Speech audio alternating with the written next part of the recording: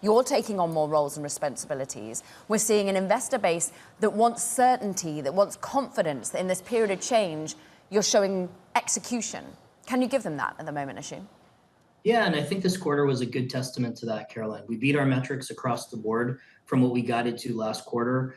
We raised our overall operating margin and free cash flow by $25 million, which projects our confidence in our ability to execute both efficiently and at the same time with minimum distraction on the top line results that we're going to continue to drive. And then we've also executed well against our buyback. We increased our authorization for another $500 million, bringing to $1 billion in total. I think that really projects the confidence that we have in the company and our ability to execute. And that's translating well in the investor discussions that we've had to date. What about executing against your competition? Ashim, your role before was with about customer excellence. And look, ServiceNow, Salesforce, they are rolling out AI agents. They're fueling productivity gains. I'm interested to seeing your ability to compete here. Yeah, it's a great question. We feel very good about actually our position and the execution of our field in competing.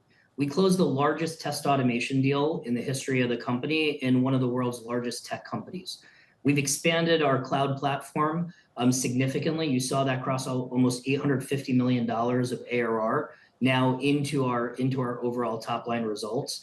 And when you look across our customer base, we've increased our customers greater than $1 million by 15% year over year. And that cohort of customers, or customers greater than 100,000 to 1 million, is expanding at 120%.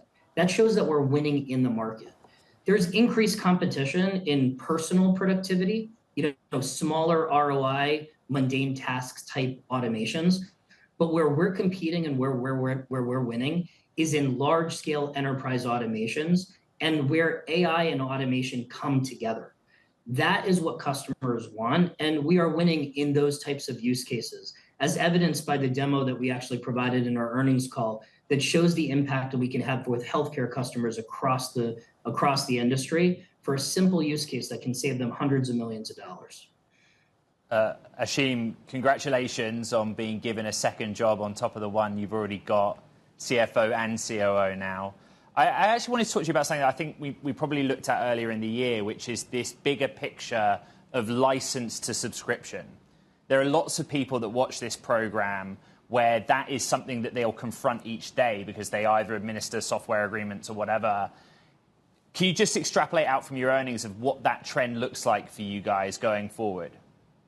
Yeah, when you look at our, we really look at our annual recurring revenue as akin to our subscription model. And that is growing 19% at $1.55 billion of scale. So we really look at that as a very good indicator of where we are as a company and how customers look at us as a long-term part of their architecture. The second piece is our net dollar expansion rate. That is still at 115% at the scale that we're at.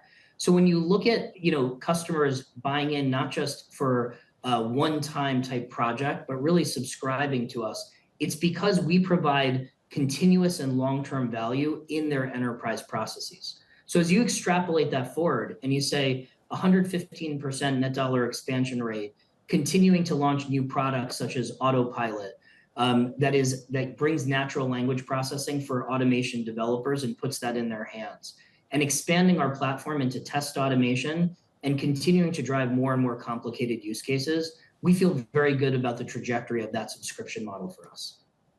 Ashim, how's your day-to-day going to be different now that you're COO as well? Look, I think I have a great team in finance that has done so much and has built a great foundation.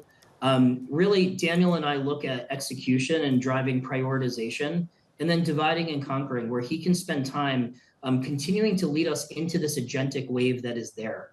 And agentic is such a powerful wave that requires both go-to-market and product innovation. And continuing our leadership in that area is great. For me to be able to help Daniel and help the team by providing day-to-day ownership over the enabling functions that really drive our ability to execute against our broader vision, that's where I'm going to spend more and more of my time. It's frankly an honor and a really good part to be a part of the larger team of UiPath. It's a hard time because you're cutting people.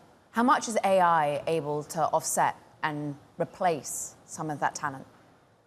Yeah, look, I think first is you're right. It's never easy to part with employees. And at the same time, I think continuing to drive shareholder value is important for us, and efficiency, and making sure we have streamlined processes that are there. I think AI is a really important part of us. We actually use our platform internally. More than 350 automations live, doing everything from invoice processing to even complex areas like vendor engagements. That is a big part of our productivity. With Autopilot, we're able to launch that into other areas such as our sales processes. And I think that efficiency gives us not just productivity in dollars, but really of mind share to spend more time with customers. And customer centricity is a really key tenet of Daniel's priority for the company as we go forward.